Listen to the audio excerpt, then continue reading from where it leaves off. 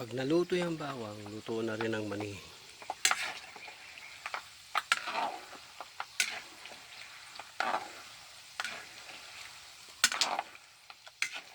Idadagdag ko lang yan doon sa malamig na mani na tira ko para uminit din.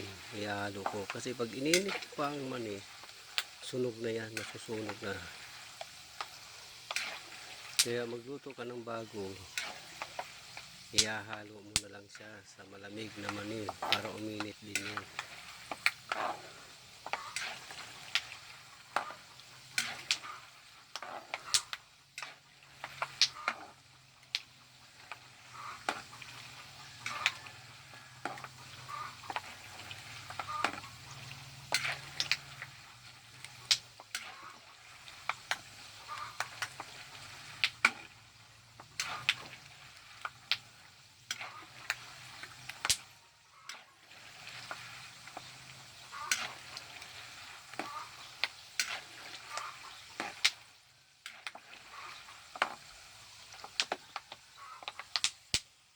Sige, hanggang dito na lang.